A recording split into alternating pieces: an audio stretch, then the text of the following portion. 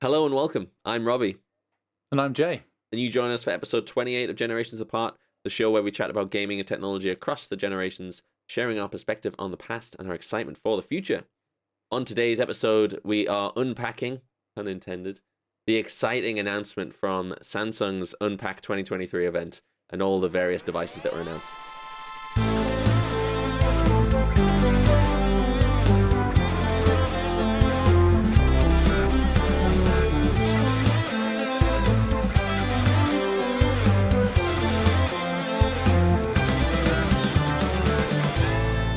Before we get into that, though, Jay, what's piqued your interest this week? Well, Robbie, I bring you, for a change, generative AI. Oh, fun stuff. Only this time, with a twist. So, if you, for those watching on YouTube, you'll see that Robbie is running a trailer. This is for a film called Genesis. Only this film doesn't exist. It's entirely made up from AI tools to create this trailer. It was posted on Twitter by a user called Nicholas Newbert, and he used various AI tools to create this. I think it's somewhere in the region of 50-second clip.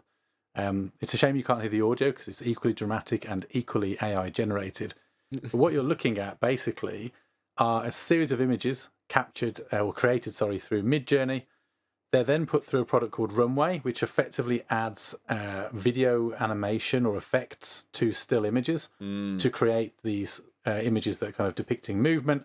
And then they are put together in a product called CapCut, and the music has come from two sources, something called Pixabay and then Stringabell. So lots of different AI tools have been put together here to create, I guess, this concept for a sci-fi thriller, which I think, funnily enough, as you read it, is all about becoming enslaved by robots. So there's an irony to the trailer and the movie that they're pitching up.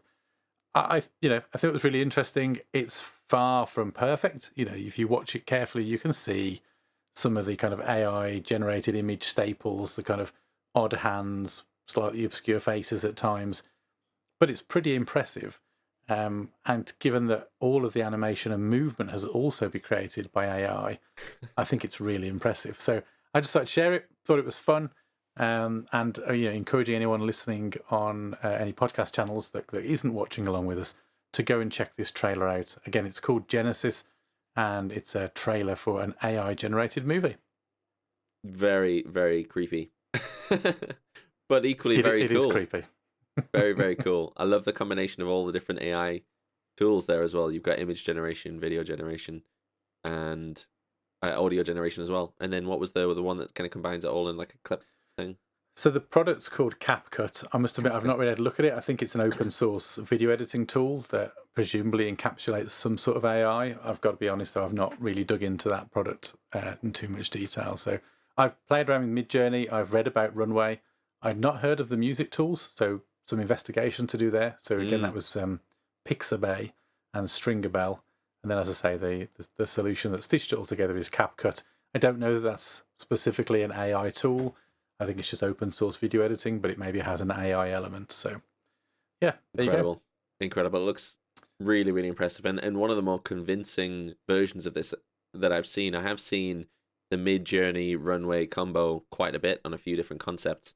But this one, it looks way more convincing than some of the other ones I've seen. Some of the other ones you can tell are still images with a bit of animation in there, whereas these ones, I think it might be how it's cut together. It looks like an actual trailer. It's really, really impressive. I think there's a lot of jump cuts here and it doesn't really give you long enough to focus on any one particular scene for too long, which I think is part of the trick. And also, if you're listening to the music, it's very dramatic, very Christopher Nolan, kind of, very bassy. It's really cool. It's definitely worth checking out if you got a minute or so to spare on your commute. We'll share a link in the notes. Go and have a look. It's really impressive. Very cool. Very, very cool. We've come on a way since we had Will Smith eating spaghetti, let's put it that way. Yes, this is definitely... I hope this is the direction that actual, text to video generation is going. It would be so much simpler if it was, generate a bunch of images and then make them animated, as opposed to what they're trying to do, I think, with these video animations. It's just horrifying and creepy the way they animate people, especially when they're eating and drinking. I think people are going to continue to be a problem. The trick here with, again, some of this footage is that you're using kind of AI robot-looking characters. You're using a lot of dark, moody pictures and scenes, which allows you to kind of bury some of that detail. Like I said, it's a very clever use of the technology.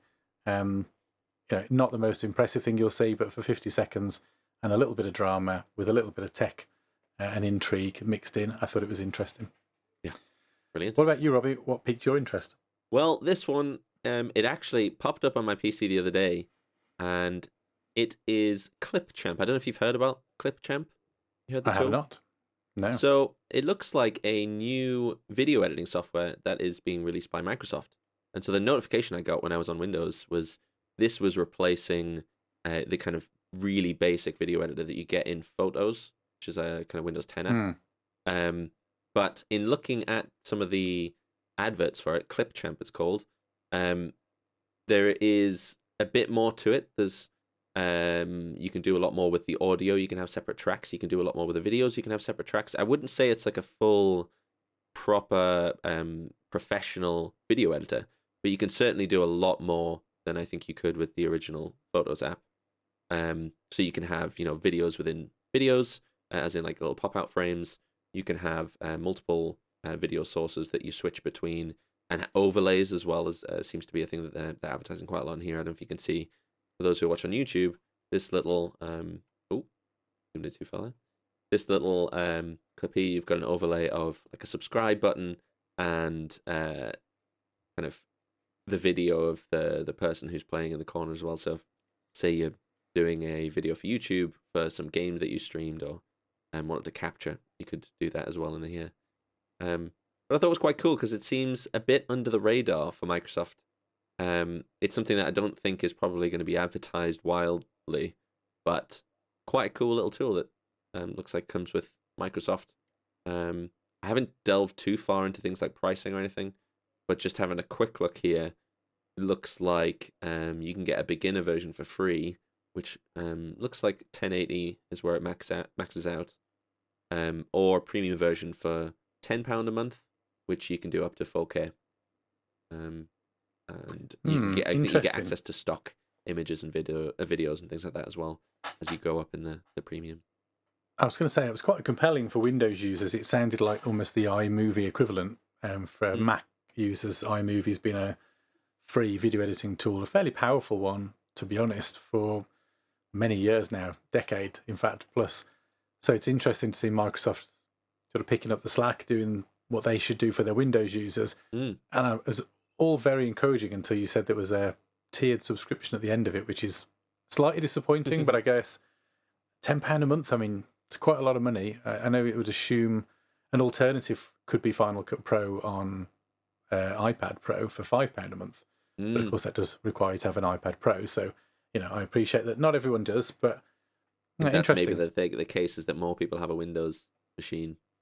Yeah. So have this readily accessible. In my mind, this is a replacement for Windows Movie Maker back in the day, which was... I remember that, yeah. Not the best video editing tool again. It was more like an animated PowerPoint turned into a video more than anything. But they haven't really, unless I've missed something, they hadn't really had like a dedicated, really reliable and decent video editor for a long time. So it's a strange one because just thinking this through now as you've shared it, I can absolutely see the argument for the free version, and I can see people who don't have an appetite for video editing wanting a simple tool. They're Windows users. This is brilliant, and I think that's really great. I cannot, in my head at the moment at least, work out why you would pay then for that 4K version. I feel like if you're looking to edit in 4K, you're looking for some pro level functionality, you might go and seek out a Premiere Pro. It's not that much more a month for the video editing package that they provide. It is more, but not much more. Or you could even go down the route of something like DaVinci Resolve, which is entirely free and far more powerful. Granted, much more complicated. So I don't know who's falling into that tier of wanting a little bit more than basic, but not so much more that they want a free, fully featured editing. Do you know what I mean? Yes. Interesting. So I think the free proposition, though, is superb. And I think that will be a great stopgap for lots of sort of up-and-coming wannabe content creators who just want to record something, stitch something together and get that up on YouTube or onto TikTok or whatever their video platform of choice is. Yeah, yeah. I guess there is well, I don't know what you would compare it against in terms of pricing and functionality. I think once it's out, we should probably explore it and see what it's like. The one thing that does come to mind, and it's mentioned in their breakdown table on the website for the upgraded version of the membership, and it's the idea of a brand kit where you can have logos and colors and fonts that's specific to your brand. And it's got me thinking, I wonder whether there's a corporate angle to this, whether there's people across businesses, the average person across businesses who want to edit and create videos for their team, but using like the house branding or the company branding, which could be instilled in a Microsoft tool that way. That's a really solid shout, actually. I mean, I know in a number of roles I've held previously where I've had to do some video editing, I've ended up having to procure through the organisations, something like a Camtasia, which is more feature-rich than what I really needed, just because there's an absence of good video editing tools on a Windows machine. Or, again, being in organisations where the next extreme is you've got people buying Premiere Pro to do basic interview recording and stitching. So, yeah, it's a really great bet. If that is a corporate pricing model and that's something that is enterprise grade, then, yeah, I could absolutely see that as well. Yeah. Good call. Great stuff. Yeah, we should definitely check it out though when it's available. Yeah, absolutely. Cool. So moving on to today's topic then, Samsung Galaxy Unpacked event 2023, which was hosted. What was the date? The 24th, I think. 24th of July. I feel like it was 26th, was it? Oh, I could be completely making it up. I don't know. But it was definitely within the last week. Very recently. Where they announced a bunch of different devices. So I thought for the format of this episode, we would just go through from chronological order, basically what they were talking about, starting with the intro. There was a few things in there that they were clearly hinting at or leaning on quite a bit, and then going through the individual devices themselves. So what did you think of the intro? They had that cool retro video advert thing. I don't know if you remember that as part of the intro. Yeah, so I mean, I'll be honest, the very first thing that I wrote down, which is probably worth calling out here, as I have been labelled the Apple fanboy. Yes, you have. This is the first time I've watched a Samsung event. So okay. I know this isn't the first one they've ever done, but because I've for a long time now been very much in the Apple camp, I haven't tended to follow, the mobile phone manufacturers and what they're doing. So this is my first Samsung experience. My first reaction when they opened the show was how nice it was to see a real audience. I think my exact thought as well. Yeah, I thought that was really nice. And I did write the words "with real reactions," although I'm going to come back to that later on because I'm not. Some of it felt a little bit fake. But yeah, the fun video at the start was really cool, wasn't it? Where they were kind of working through all the different devices that Samsung have brought to market over the years, the things that they've launched. Yeah. Specifically in kind of mobile phones and technology, moving to mobile camera phones, TV phones. Yeah. Well, fascinating. I thought that was cool. It's not just a Samsung thing. It was almost a wider technology advancement thing. Looking back at, just phones going wireless, phones doing TV, phones getting bigger. It was a really kind of funny retro look, and it finished on a little clip of a girl on the subway with a compact mirror that was like flipped open, and an older lady sat next to her saying, "Oh, we used to have phones like that," like hinting at old flip phones, and then hinting, will they ever make them again? Assuming that was before they announced the fold and the flips. So really leaning into the flipping and folding phones again. I will say one of the things I noticed was there was an awful lot of kind of well-published, very polished advertising quality, advertisement level footage and videos in this event. There was almost too much for my taste, but I felt like we didn't spend enough time talking about the thing and more time bouncing from one cleverly stylized, curated advertisement to the next. But some very, very cool stylized video footage they've put together. I really enjoyed it. Yeah, it's like a halfway at times house. Felt a bit unnecessary. It's a halfway house, I think, between it is an in-person event, but there was a lot of pre-recorded advertisements throughout the show, so it was kind of a mix of both. But you have to give it to them. a good chunk of it was live, whereas It, everything. it was, but nothing was shown live. So Yes. everything they talked about was video packages. So Yeah. that at no point did any of the people who were appearing live, apart from, we'll come to it, the audience segments, hold a device. There was the watch But as well on stage, if you remember, but they he didn't did really have it. demo it. He did have it tucked under his shirt. That's correct. Did. But yeah, A anyway, little reveal. let's follow the order before we get too into some of those points. But yeah, Yeah, I think the other thing to note about the intro as well is there was quite a lot of emphasis in the advertisements on the ecosystem. Showing off lots of different devices working together, and I do think that that's a big thing that Samsung are really trying to push at the moment is their ecosystem. It's not just the phones, but they've got tablets, earbuds, watches, all of that work seamlessly together. And they were trying to show that off quite a bit in the adverts. I did make some comments on that later on as well, which we'll come back to. I did note as well, very early on, a couple of interesting stats. So they talked about the foldables market being set to surpass 100 million devices very soon, and that the Galaxy was the preferred brand of foldables. Yes. Which, foldable is not really a scene for me yet because they don't do them with an Apple logo on yet. But, I am aware that there's multiple competing brands out there doing this, and that, interesting to hear that Samsung probably unsurprisingly leading the pack. Yes. Yeah. Well, they are the premium brand in the space, although a lot of people criticize the form factor. We'll get onto that in a sec, I guess. But there isn't really any strong competition against them. And when we come to, I guess, the criticisms of the event and the announcements this year, we can chat about that later as well, about whether they're getting a bit complacent because of that. But the first thing they announced was the new Flip 5. So it's the 5th generation of both of their foldables. So the Flip Fold was also announced, but starting with the Flip 5. And I don't know if you knew much about what the form factor looked like last year. Did you look that up at all in your research now? Only because hands up, I got very confused at certain points during this event. I'd watched Marcus Brownlee's breakdown of the Flip and the Fold 5 days before. So I got very confused as to why I'd watched that before this announcement video. So then I've got myself wondering whether or not I've watched the videos in the wrong order. But either way, I was aware of the improvements, if you like, in these models only because of that video. So, previously I will hold my hands up and say I knew very little about either one of those devices. Although I've got to say, I found it very interesting.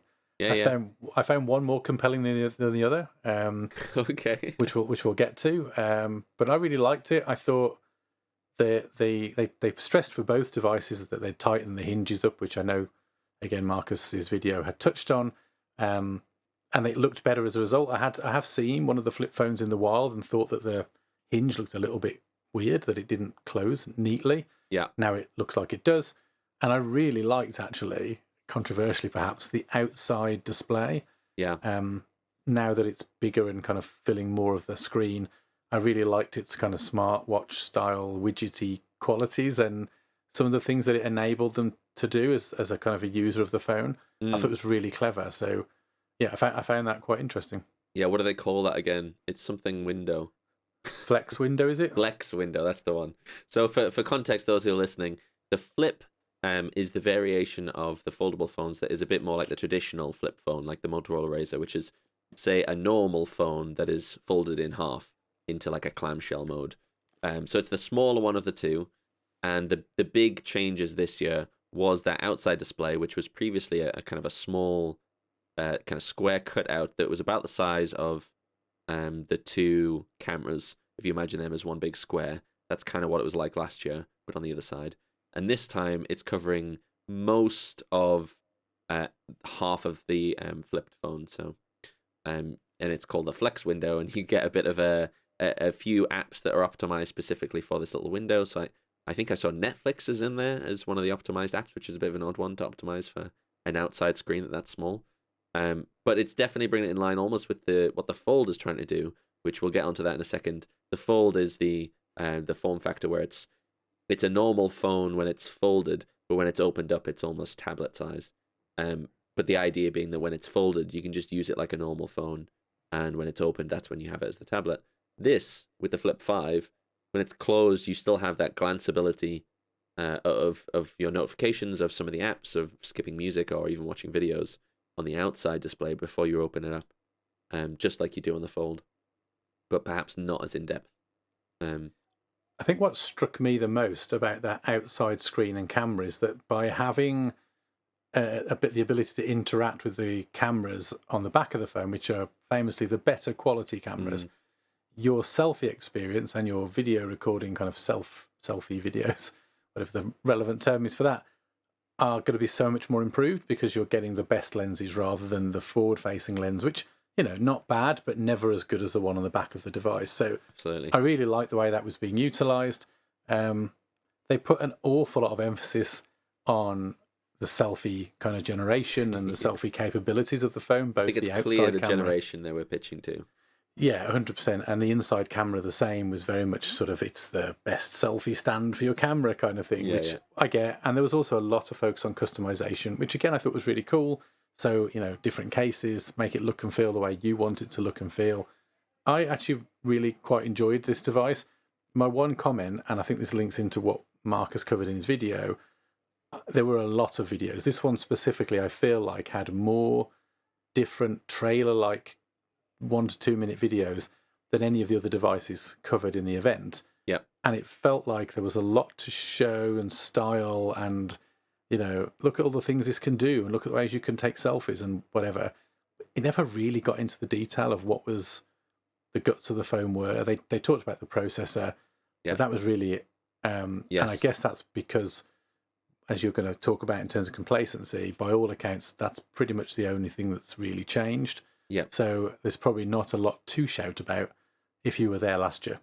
Yes. Yeah. And I actually saw conflicting views on this. So Marques Brownlee released a video where he was quite critical, calling it an iterative upgrade. And on the surface, you can definitely see that the hardware hasn't really changed that much. The major changes is that larger screen on the outside, and the fact that now it folds completely flat, where it used to be a bit of a wedge, which is actually quite impressive from an engineering point of view.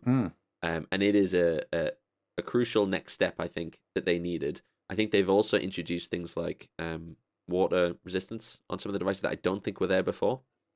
They made a fuss about that multiple times during the show, actually, as if that was something that you craved, and throw water over your phone, and then throw water over your tablet, and you're like, well, I don't know why, you keep making a fuss about this, but it's because you're spoiled. You're spoiled with all your devices being, splash proof and everything, whereas these were typically quite fragile. These were not before. Well, I thought what was interesting, there was one observation I did make, which, and I'm really trying not to draw constant comparisons to Apple here, but that's basically what I've got to anchor this to. I know. I thought it was interesting. They mentioned when talking about those external cameras, and I thought this was quite funny. They said AI-powered external lenses, which, first of all, the AI is not in the lenses; it's in the software. But whatever, we'll let that slide. But I thought it was interesting because we talked about this during the more recent Apple showcase, that they very cleverly, or very I guess very much by choice, chose to avoid the word AI. They never said anything was AI powered, integrated with AI. It just wasn't talked about. Whereas here, very early on, AI was flung into the mix very willingly. Yep. They talked about the AI being used to help you take better pictures, which, I've no problem with, by the way. I'm not saying one is right or one is wrong. I just thought it was an interesting choice, given that, Apple on one side are very much steering clear of that language. And if you believe the kind of media justifications and the people reading into that, it's because they don't think their audience wants to hear it. They're all about privacy and security, and they worry about what AI might mean. Yeah. Here, security was, of course, mentioned multiple times throughout the show, but they were quite comfortable a number of times actually to talk about AI and algorithms powering their technology. I thought that was interesting. I don't have a view one way or the other.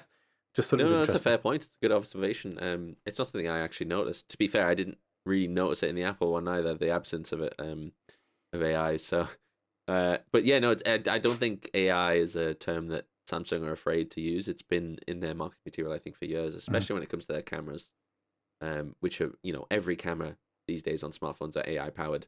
But Samsung do like to make a song and dance about it. But in saying so, some of the other the reason I think that there's conflicting views about this iteration is that I think a lot of the enhancements might be more software based than there are hardware based. They do have Hmm. the new Snapdragon 8 Gen 2, which is a very strange set of numbers for Rolls a off the tongue. software. Yeah, it really does. Which is obviously really powerful. And Dave 2D is another YouTuber I follow, and he was suggesting that they haven't changed anything like the battery size or anything like that. But they've seen in other phones that have implemented this chip that there's around, I think he said around 20 to 30% extra battery just because of how efficient this chip is. Right. So there's improvements like that that'll come along. But one of the things that he said specifically about the Flip is that the size of the screen on the surface just looks like, oh, it's a bigger screen, but he thinks it's going to have a fundamental change, a fundamental impact on how users are actually going to use this phone going forward. It makes it much more appealing to more users, because that outside screen is much more usable and accessible. I agree. I like the fact that I like the fact that it differentiated itself, though, from the internal screen, if that makes sense. It was kind of a bit like the Apple Watch was when I first got it. It was the reason to keep your phone in your pocket, which sounds a bit odd, but you could just do basic interactions without having to get your phone out, unlock it, and mess around. I like the idea that this works in a similar way, so I can kind of glance my phone on a table, interact with something, decide whether I need to open up and get fully into the device and start using it. So it's providing me with different functionality and capability than the inside, if that makes sense. Yep. So it's almost like, here's your quick access. And if you need to do something a bit more substantial, open your phone and crack on. But it makes it quite convenient. It's small. I like the form factor. I genuinely liked it. If it had an Apple logo on, I'd probably be ordering one, to be perfectly honest. Really? I really liked it. Yeah. I thought that top screen and the way that it allowed you to interface with the camera was a game changer for me. Yeah. Oh, wow. From a content creation perspective, which a lot of people now do with their phones, I thought that really gave it another level. True. It's like having a tripod with your phone. Yeah. It just kind of props itself up. And that's something that they've worked on since. I don't think the first iteration was amazing at this, but the idea of having it open at like basically any angle you want as part of the fold was really quite a feat of engineering for the hinge as well. And I think one of the big announcements for the fold, which we'll come to, is that they've actually brought that to the fold, which it wasn't originally as well. So you can do that same, any folding. Shall we talk about the fold? We should. The last couple of things I was going to mention as enhancements on the Flip 5 is, and I think this is something that's coming to the fold as well, so it crosses on both, is the cameras. There's a couple of extra things in there. So they've had something called Super Steady Photos, which I think is that AI kind of reframing for stabilization that they've got now built into there.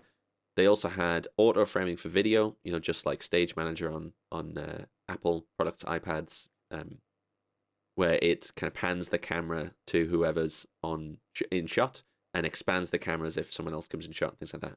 As far as I know, I think that's new, but they did talk about it, so I'm assuming it was new. And then the last thing I was going to mention is its price, which is $999. Well, it starts at, assuming with the base storage. I'm sorry, there's one more thing that I can't move on from the Flip without talking about, and I've been really positive about it so far, so I apologise. It's the cringy selfie. It was the cringy selfie. Oh, wow, that was awkward. So I don't know who she was, but they showed a trailer, like a pre-shot video of a very attractive blonde young lady kind of taking pictures, telling us about how much she loved her phone. Fine. Not, that was, great. Yeah. And then it cuts back to the audience and she's there front row. And it was the most awkward and badly acted scene. She takes the phone out. She goes, I love my Flip 5, whatever it was. Yeah. I'm going to take a selfie. Then she turns to the very attractive girl next to her and goes, should we take a picture? Snaps a couple of pictures, explains to the audience. She's just favouring a few things. It was cringe. What made it worse was, and when the guy comes onto stage to do the fold presentation, I don't know if you picked up on this, he then referenced that picture and said, we couldn't have it locked on the phone. If you want to download the full-size image, go and pick it up from our website. And I'm like, why would I want to go and download a selfie from two girls I don't know just to keep a copy of the picture? That's weird. What I thought. I thought that was weird as well. That was a weird comment. But then I will say, that was my only negative thing about the Flip 5 presentation. I thought otherwise, really cool. I got it. I know it's not aimed at me from a generational perspective. I'm happy to admit I'm probably too old for the marketing angle Down they to were going also. for. But I also thought, really cool. Like if Samsung wanted to send me one of those, I'd accept it all day long, and I'd give it a go, and I'd probably enjoy it. I thought it was a good phone. Really Yeah, liked I it. actually think you would like that one. Yeah, I'll tell you later on, but I would have chosen that over the other one. Fold. Yeah, I did actually have to look up because it was so cringy. I did actually have to look up who these girls were because it was just such a weird. For you would expect to know them for something that on display, and I did not know them. So it turns out that she was an actress, the blonde lady, and the other lady was a K-pop star, K-pop artist, of course, because it was I did notice early on, and they stopped later, which I was pleased with. There were the two of them, and there was another lady next to her who was wearing a fairly revealing dress. They seemed to pan to them a few times, and I thought, yeah, you thought they were please going to don't be go down involved a this bit more, route. weren't you? Yeah, like please don't make this the thing where you're going to keep panning to beautiful members of the crowd. That's what I thought it was. I thought it was just going to be a looking bit at random people in awkward, the audience. but I didn't know she was famous, so that had completely passed me by. So because it's a Korean company and the event was in Seoul, there was lots of K-pop references here and there. So there was that K-pop artist who was involved in the selfie. Then there was a BTS member who was presenting the fold. Suga. That was his name. I did write it down. Suga. Suga. Going to make some very angry BTS fans if I've pronounced that wrong. That's how they were pronouncing it, I think. Yeah. Anyway, so should we do fold? Yes, the fold. Okay. So the fold 5. My first notes were instantly less appealing. Really? Okay. Yeah, not for me. So the Fold 5 is that, as I mentioned before, it's a normal sized phone that folds out into kind of a smaller tablet. So you can use it folded as a normal phone, and then if you want to open it for content editing or multitasking or watching larger videos, you've got that tablet kind of available in your pocket as well. That is my dream form factor, I think, rather than the Flip, because I never really had an issue with having a big phone in my pocket, but I realized that not a lot of people like having large phones in their pocket, so the idea that you can half the phone and take up less space is probably good. But I really love the idea of having a tablet in your pocket. And I know we've spoken about this before, and we have very different preferences on this, but this is the one that I was excited for. But to be honest, looking through the specs and things that were announced, again, not a lot was improved or changed. It had that improved hinge, just like it did on the Flip.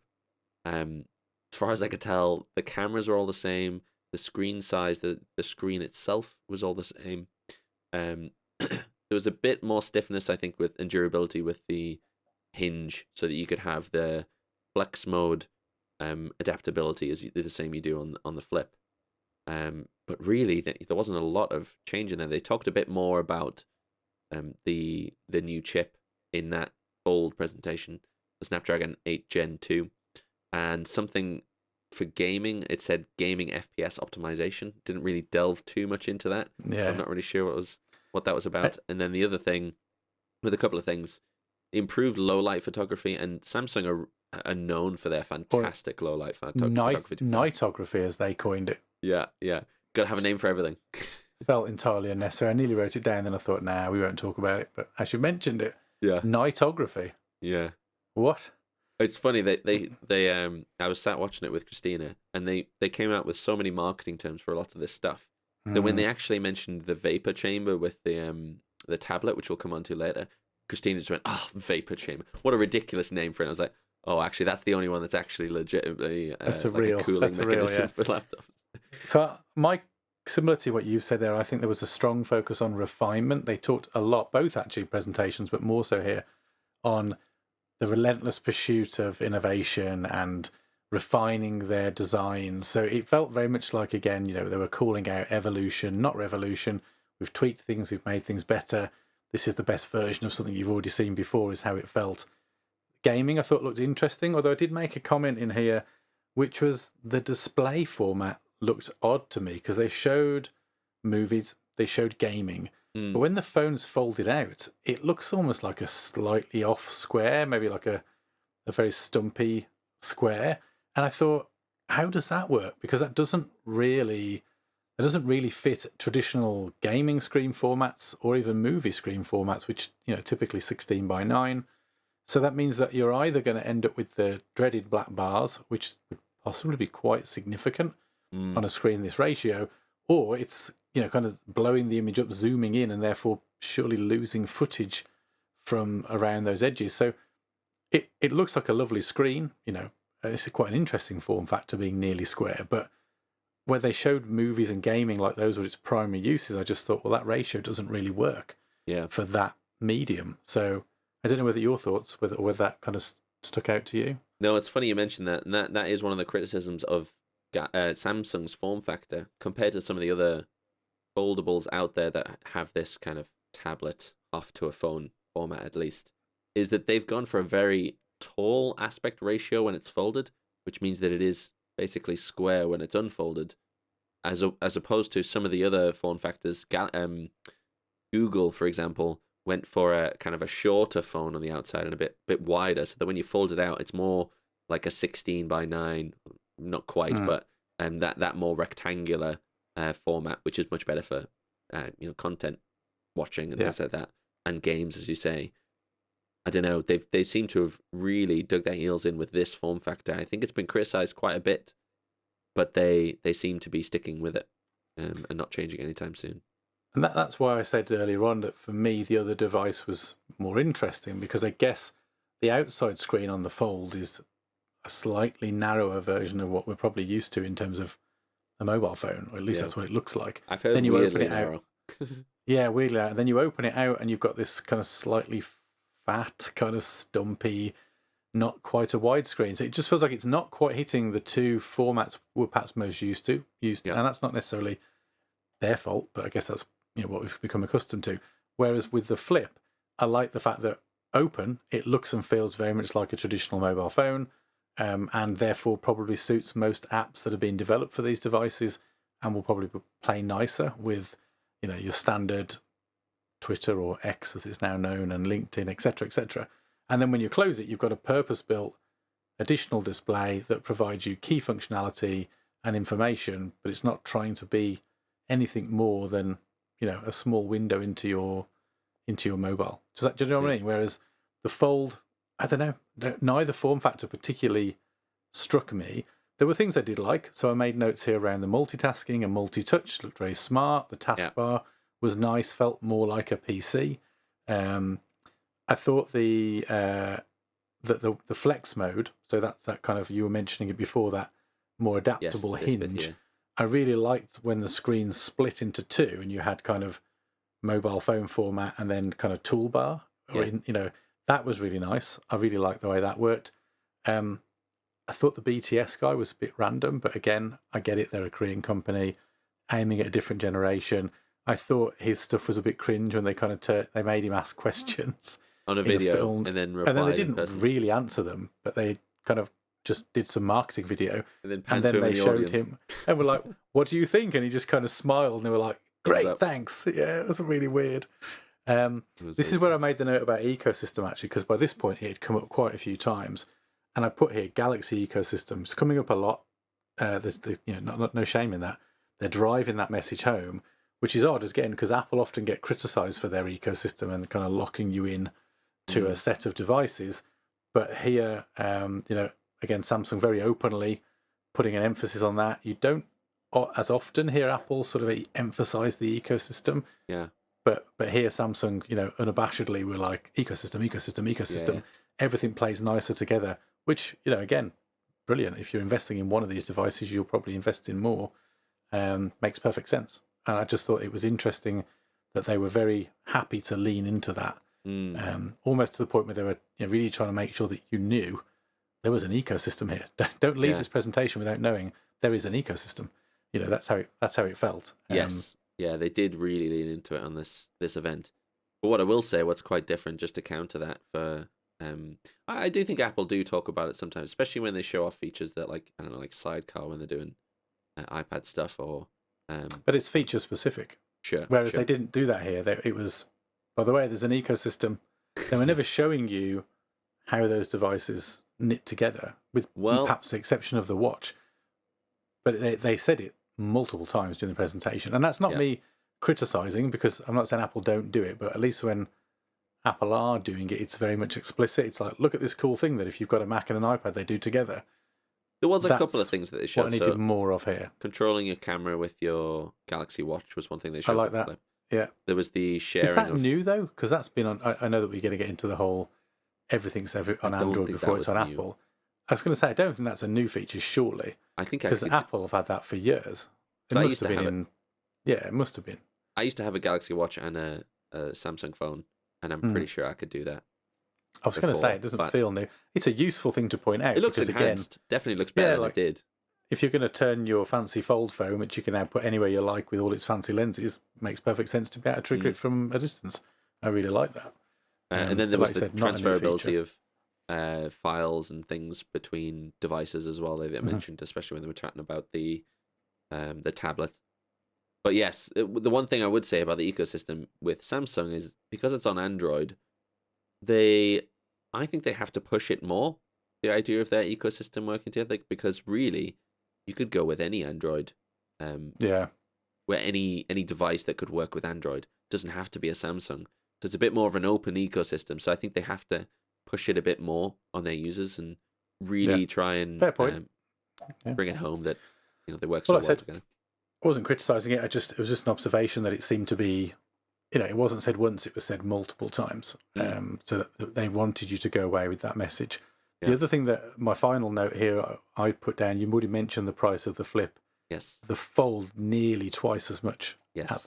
at the entry point, which was more than enough to reaffirm my instant thought, which was this doesn't appeal to me because at sort of 1,800, I mean that's up there with. In fact, that's probably more expensive than top of the line iPhones at this point.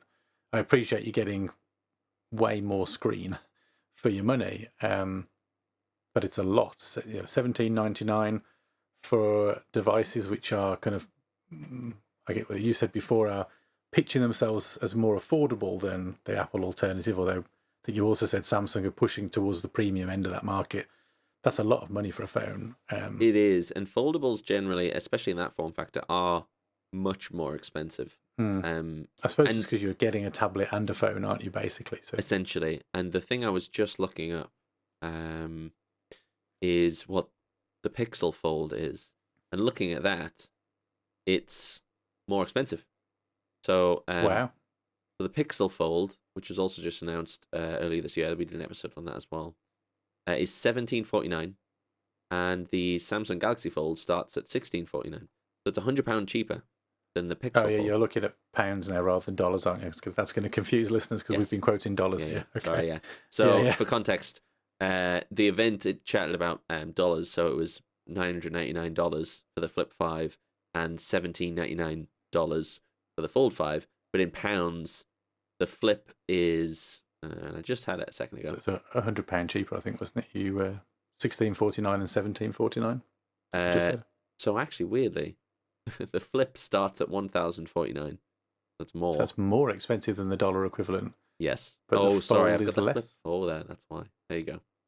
$17.49 for the in pounds. £1,749 for the Galaxy. Oh, so it's exactly the same as the Google then. Yeah, so it is the same. I lied before. There you go. Okay. The same as the Google, which is probably on purpose, if we're honest. Yeah. Yeah, well, they can't afford to come in more expensive, can they? If they're No. So, like I said, by the time that the Fold was done, I was way less kind of enthusiastic about that device than I was the Flip. Personal preference, I appreciate, and I'll give you a bit of an insight as to why I think by the end of it I was leaning more towards the Flip, but I'll save that till towards the end. Sure. But yeah, Fold didn't really do it for me. Just yeah, I love that form factor, but I would prefer it to be shorter and wider. I don't think I want it to be square. I don't think that's a useful format. But no. Maybe a future iteration. A point that someone made, it might have been Marcus Brownlee, I can't remember. But if they were going to change that, it would be a new phone. It wouldn't be the Galaxy Fold. It's likely that they tend to do these innovations as like I think Marcus Brownlee specifically said this as well, throw it at the wall and see what sticks kind of approach. And so if they were going to do a different form factor, they wouldn't discontinue their already popular devices. They would instead do that as well and then see if that kind of works, and then they would phase things out, which is what they've done historically with other devices. For example, like the Note series has been phased out as they realized that their flagship um, Galaxy S devices were more popular, so they've added the S Pen to the Galaxy S devices now. So basically the Ultra Galaxy S device is a Note, even though it's not called that. So they've kind of merged the best of the features over time into one device. So they might do something similar. The other announcement, minor announcement, was that there's a new S Pen that you can use with the full device, and the S Pen is the stylus that comes not with the device. I think you have to buy it separately, and there also isn't a place to store it naturally within the device as there is with the Galaxy S23 Ultra, where you can slot it in the bottom of the phone. For this, you actually have to have a case to slot it in, but at least now it's a much thinner pen than it was previously. It was quite a thick boy, I think it was last time. So when you had to have the case with it, it looked quite cumbersome. Folded up already, it's like having two phones back to back, so it's quite thick. But then with the really chunky S Pen on top of that, I think it was quite a thick device in your pocket. So now it's a bit thinner. They didn't really mention any technology advancements with the S Pen. Sometimes they chat about responsiveness or added features, buttons, things like that. But there was no mention of that, so I'm assuming it's basically the same technology, just a bit better form factor. They then moved on to the Watch Series 6, and I'll be honest, my notes are very thin here because I found it quite long and quite boring. Yeah. So I put a focus on sleep tracking and data, fitness and well-being, very thorough, but a lot of time spent on it. Yes. And then I just put the price. That's it. Because I just didn't find it very compelling. I mean, great. Again, if you're in the ecosystem, there's nothing there that was massively out of the ordinary. I think a lot of apps are doing kind of fitness tracking, sleep tracking, things like that. So it's great to see all this stuff coming to the device. And I'm sure, if you're in this space and you're thinking about buying one, that would have been great to hear, all that great stuff. But it wasn't much that kind of got my attention really over and above things I'm used to seeing elsewhere. So I just thought it looked like a nice watch. There seemed to be some fuss about the Classic with the bevel. Yes. I don't know whether that was a pre-existing model that it sounded like it's something they've brought back. Yep. And it was $100 more expensive with the bevel. I don't know if you have any thoughts on this, as you've been in this space for longer. Mm-hmm. Yeah, so it did feel like a bit of an iterative upgrade, the watch, again. And there wasn't a lot in there that was kind of new, especially on the hardware front. They didn't really talk about anything really new. There was a lot of emphasis on the sleep tracking, as you mentioned. And they've implemented, I think, it's more software-based, I think, more than anything. I don't think there's any additional trackers or anything in there. But something that they are focusing on, it sounds like things like your recovery score, basically. So for those who, I don't know, have you seen Whoop as a kind of fitness band that's been advertised quite a lot lately? No, I've seen there's a wearable ring that's got a similarly short and weird name, Aura, that does that recovery tracking. And that's I've spoken to a fitness enthusiastic friend who's got one of those and raves about it from the point of view of his endurance sports. Yes. But I haven't seen the fitness tracker you just talked about. Was you say Whoop? Whoop, yeah, WHOOP. It's very similar, except it's on your wrist. They've also got loads of you can put it in clothing. Like I think you can buy boxes that you can slot this sensor in for some reason, as well as like bras and armbands and stuff like that. Yeah. It's a sensor that sticks to your wrist, but anyway, it's a whole separate thing, that one. But the idea of those trackers in particular is that it's looking at your heart rate variability, and that's the biggest indicator for whether you're fit to go really hard that day, or whether you should be sitting back and recovering. And it sounds like, along with the sleep tracking, maybe there's a bit of more of an emphasis on that with this watch, which seems to be a bit of a trendy thing at the moment. People who are, into exercise are starting to look at that a bit more. I myself, I was very tempted recently to buy a Whoop for that very reason. But having got an Apple Watch, I discovered that there are apps out there that basically do exactly the same as what Whoop offer. Because the hardware really isn't that much different between an Apple Watch and what Whoop offer. It's just more of the software wraparound. but there are third-party apps that can do that stuff. So it feels like maybe they were hinting at some of the hype around that. What was your sleep score? What are you ready to push really hard today and exercise, or should you be recovering and resting? Which is what Whoop and Aura and things like that offer, as well as part of their fitness trackers. But again, very software based. Not a lot really that was hardware added to the devices, other than bigger screens and slightly thinner bezels, which is the main thing that they advertise on the website. Yeah, as I said, I tuned out for this one a little bit. I was kind of just going through the motions, waiting for something to catch my attention.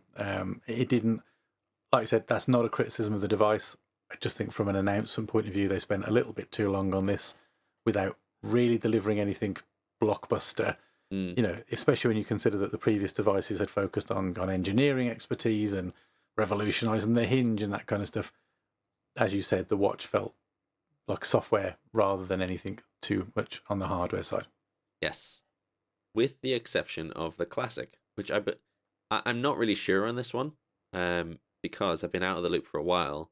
I'm not sure if they did a Classic version last year. It sounds like, by the way they announced it, that there wasn't. Yeah, I was going to say, it sounded like that. It very much made the sound of this was returning, like bringing back a favourite. So, it suggested an absence. Yeah. And he was wearing this on stage, wasn't he? Which was as your point earlier, the only device I think anyone showed in person in that room. So, yeah, you'd have been stood there, apart from the selfie, yes. You'd have been sat in there watching that, thinking, where's all the tech? Yeah. Oh, it's on the screen. Great, okay. But yeah. Yes, but the Classic watches, so when I had a Galaxy Watch, I had the Classic. Or rather, I think it was called the Frontier at the time, which is the more... there was a Classic and a Frontier. They were the more rugged versions of the devices, and the more premium version of the devices as well. And so that hence the pricing difference. Essentially, it's more in line with a traditional watch and what it looks like. So the way you interact with the watch, the normal Galaxy Watch 6 is a touchscreen around the edge where you use your finger to rotate it as if there is a bezel there, but no actual physical bezel. Whereas the Classic watches traditionally have a bezel that you can... Is it bezel or bevel? Am I saying that wrong? That you can rotate around. I wrote bevel. It might be bevel. It could be bezel. I don't know. But it is bezel. We're both wrong. Bezel. There we go. Okay. Yeah. So it has that kind of physical bezel that you can use to rotate around and move between the device, which I have to say was one of the better methods of navigating your watch. It was incredible. It is really, really, really good feature of the watch itself. Is that very similar, I suppose, to the digital crown? It just doesn't go all the way around the device like you got on your Apple Watch. Kind of. It felt more intuitive than the crown, I have to say, on the Apple Watch. And I think that's because a lot of their software revolved around the fact that you rotate things around the screen, and whatever you're rotating will start to highlight and move around. So it felt like more interactive than the crown on the Apple Watch, I'll say. Definitely one of my preferred. Is the additional $100 worth it, in your opinion? For me, it would be. I think that is a really...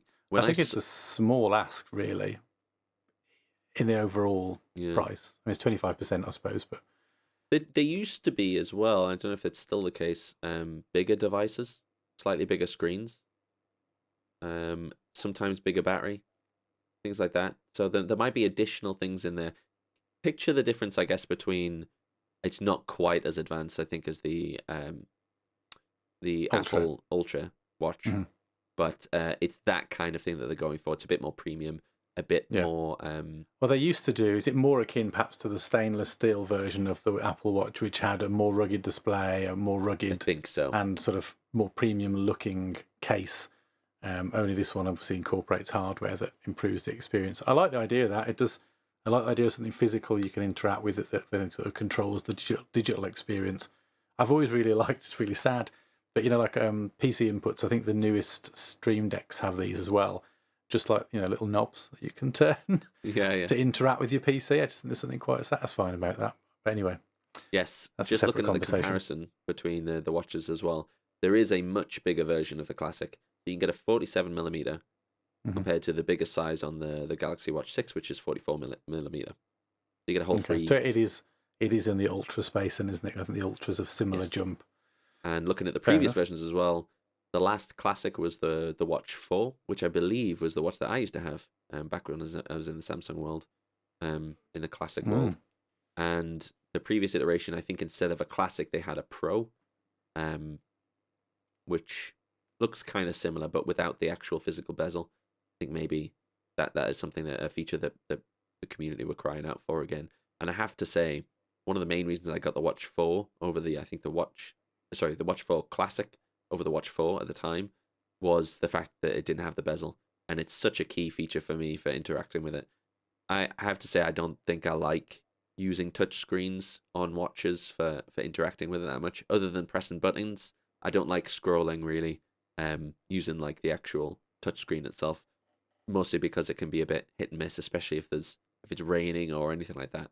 So I much prefer the physical twist of like a bezel or a crown. So Fair that was a enough. big thing for me.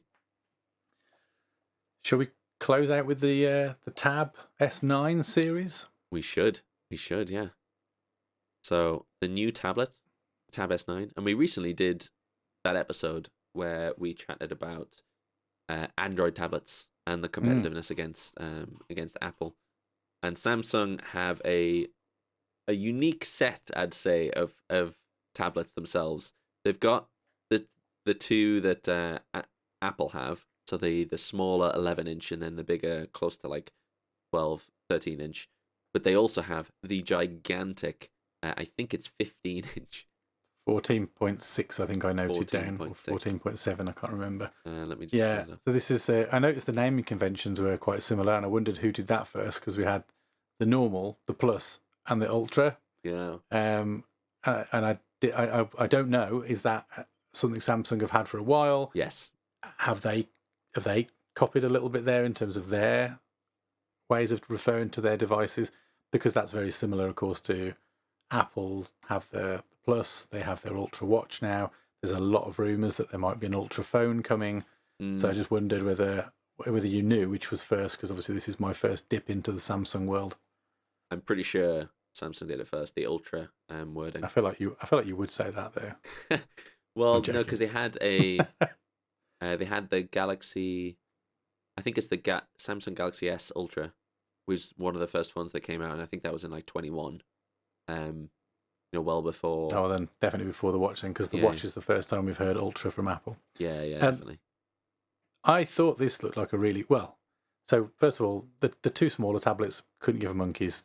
They're just tablets. The 14.6 or 7-inch, I thought was pretty incredible. I really liked the stylized video they did at the run-in for this with the anime kind of video game influenced animation. That was really cool. Again, water resistance came up and dust resistance. I've never thought about my devices being dust resistant before. Not something but I you see suppose with it tablets makes sense very often, actually. No, but it makes perfect sense, I suppose.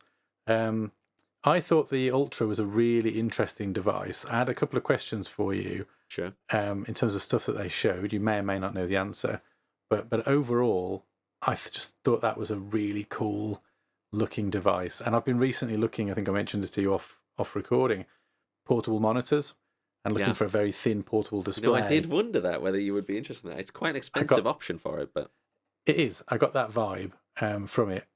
I thought it was a really... If I was going to get into that world, and again, we'll come to that in my summary, but that would be the tablet I would go for, would be the Ultra. Go for the extreme. Yeah. What I wondered, because they touched on how amazing the device was for kind of, multitasking, graphics, notes, whatever.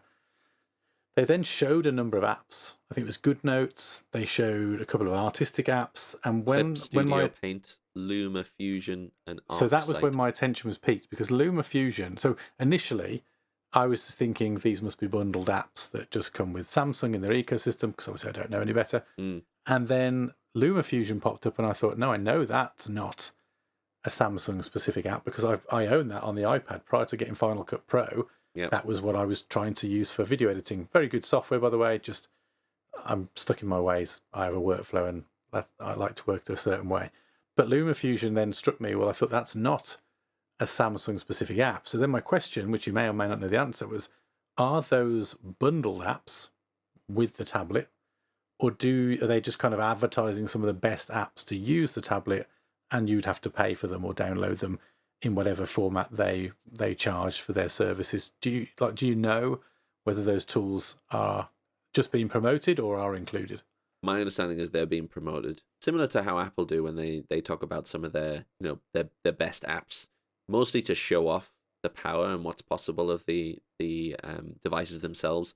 They talk about the best and most powerful apps out there as part of their advertising. So Apple do the same thing, and these aren't, I don't think, Robbie, come with the device. stop assuming everything's a dig at Samsung. Well, it's not a dig. The reason I asked is because then it got me thinking. And again, genuine question: Does Adobe support Android devices with their products? Because it feels like a no-brainer for me. I mean, Procreate is kind of not an Adobe product, but the most talked about art tool on iPad. Does that exist on a Samsung device? Do the Adobe tools like Premiere and Photoshop, etc., exist in the Android store? I don't know the answer, and that was one of the first questions I had in my head. Was these are interesting apps to be promoting? What's the driver? Are these the best at what they do? Are they just the ones that like play nice with Samsung and they're more willing to promote them? I just wondered.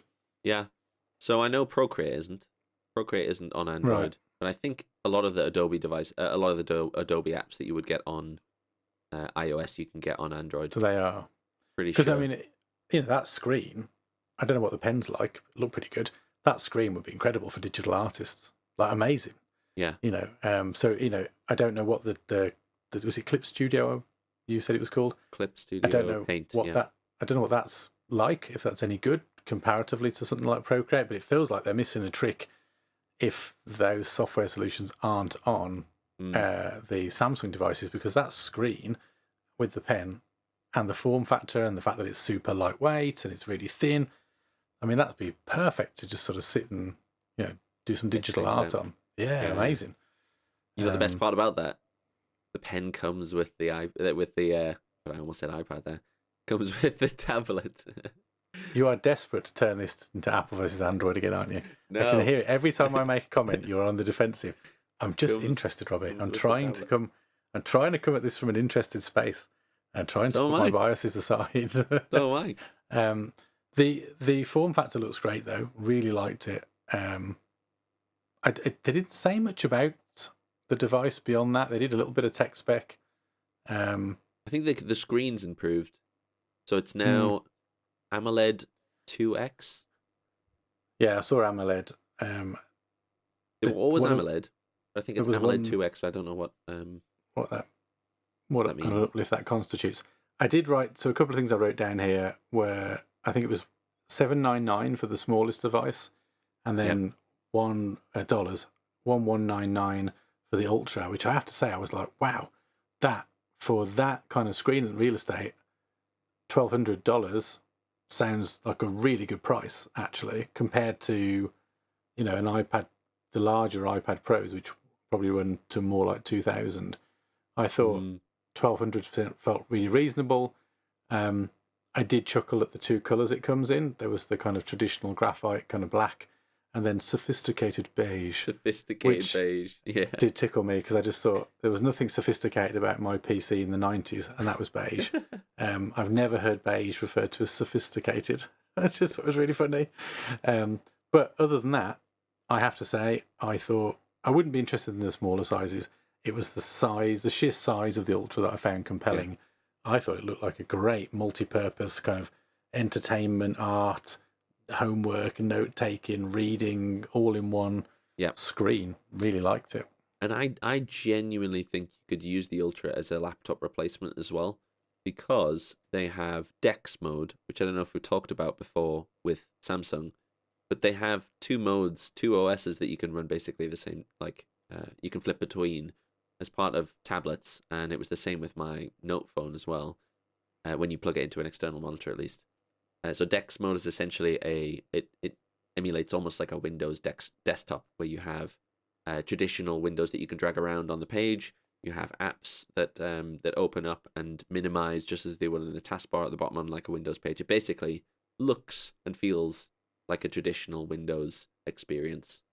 And you literally press a button to switch between the normal tablet mode and then this DeX mode. And so if you paired that with, say, a keyboard case and a little mouse tracker that comes with that, you actually do have a fairly convincing laptop experience. So I can actually see it being, for most people, not for anyone who's using it for anything more intensive or anything that would need a desktop level apps, but for most people and most usage of a laptop, which is web browsing or using apps and things like that, could absolutely be replaced by a device like this, a 2-in-1, laptop slash tablet. So just adding that in there as part of the software. They didn't really mention it on stage, but it's something that comes with it anyway. It is a really impressive size tablet, I think. I don't personally think I like it though. It's not something I would get.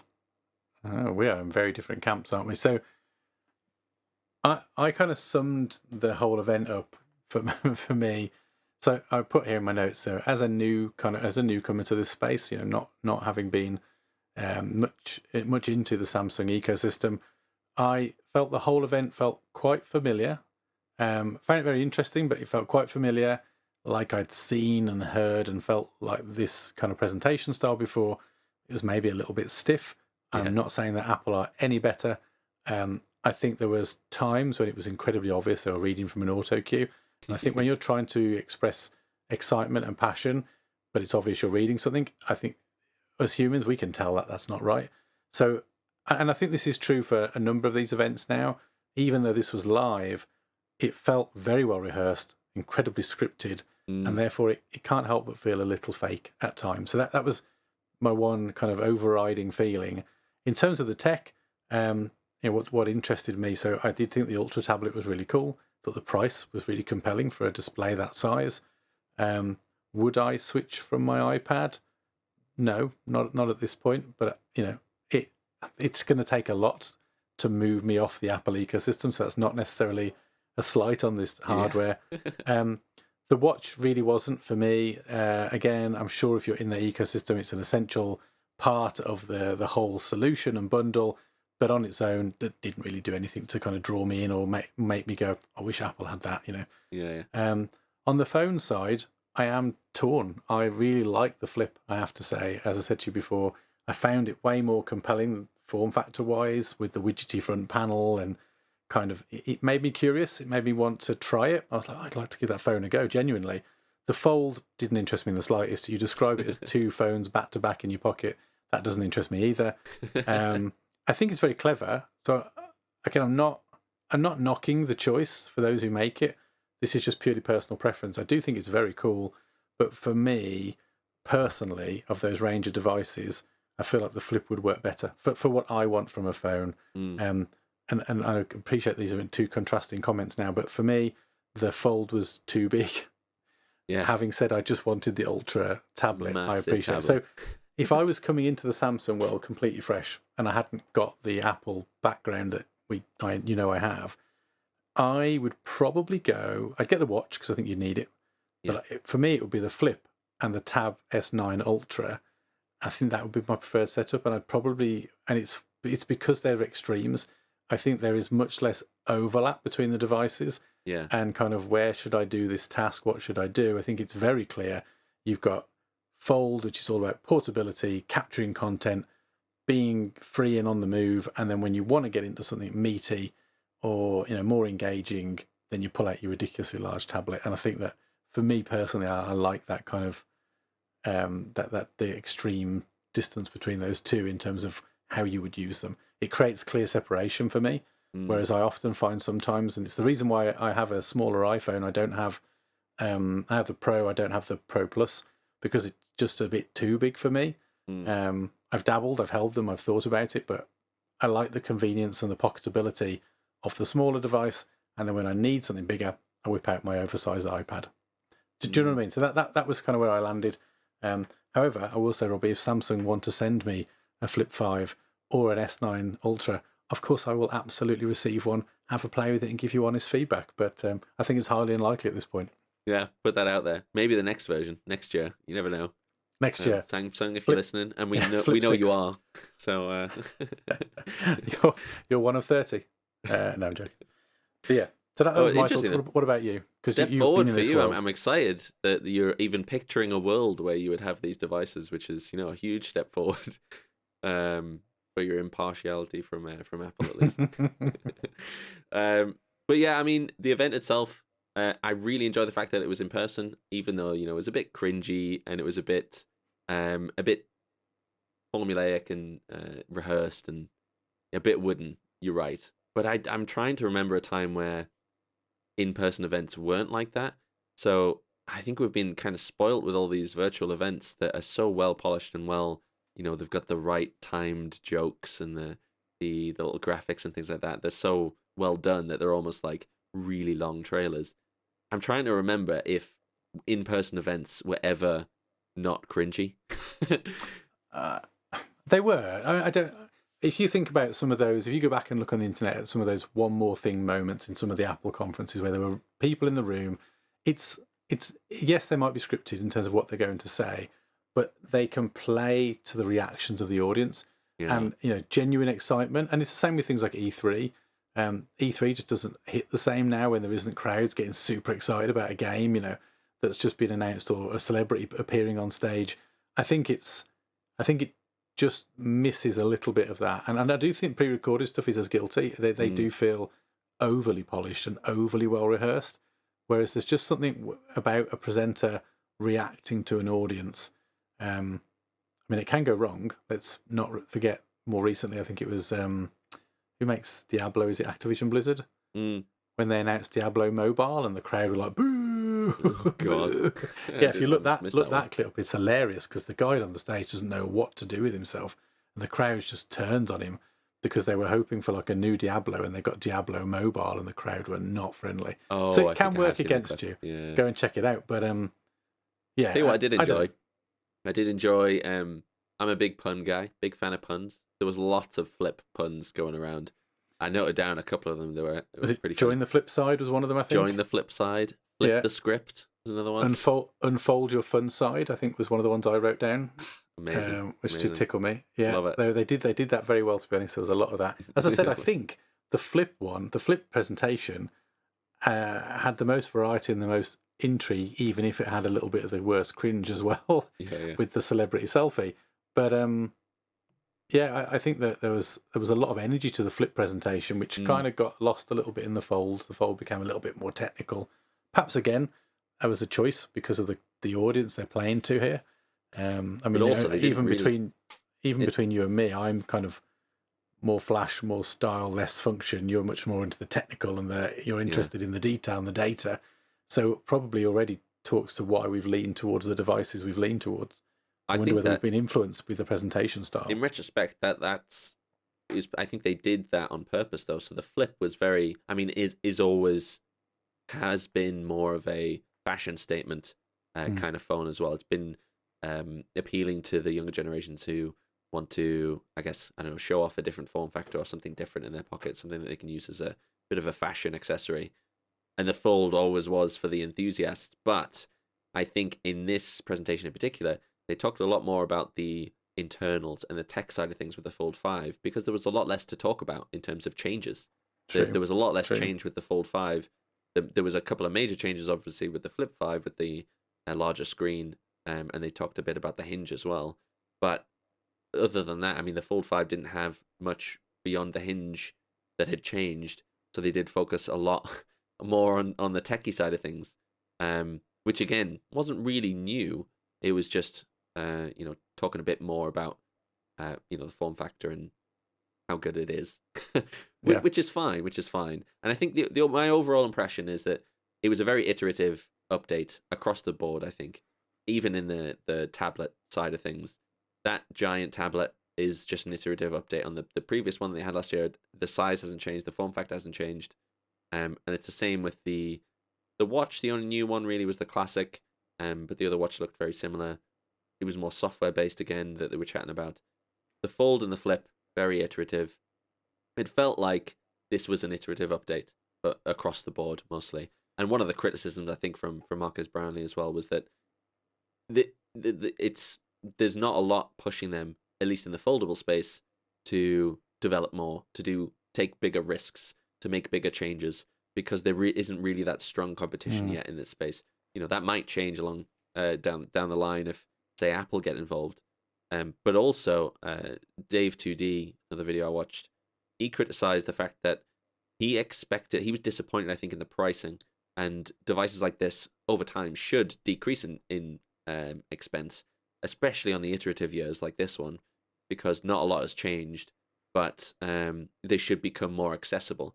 The idea of you bring out the first generation of something that's quite expensive, which with the Fold 1, and then you bring the price down so it becomes much more accessible to people. It's kind of hung around the same price point for that entire time. And again, I think it's because there isn't much competition pushing them to change or bring the price down. So on both sides, the tech and the pricing, they need more competition. Consumers need different options, legitimate options. Fair. And I always wonder whether maybe the event feeling a little bit flat, a little samey, and a little stiff was perhaps because there wasn't, as you said, even for the staff, as much to get truly and genuinely excited about. So they were having to conjure up excitement to kind of sell something that they knew ultimately was iterative. Yeah. I think that's true, because you can tell when they're on stage and they're excited about announcing a new feature and stuff, and that there wasn't really much of that, I think, in this event. Yeah, fair. All the same, though, for me, it was an interesting first sort of taste of a Samsung update. I look forward to more of these with you, and I think we've got an inevitable Apple one probably coming at some point soon. Yes, where they'll release their new phones, which again would probably end up being iterative. Will we get an Ultra? Who knows? What will that do differently? Who knows? And then I think the next thing to look forward to in terms of this sort of stuff is Meta and whatever they're doing in October. So, and there might be some of the stuff that we haven't got dates for yet that we'll kind of pick up and react to as they come. Absolutely.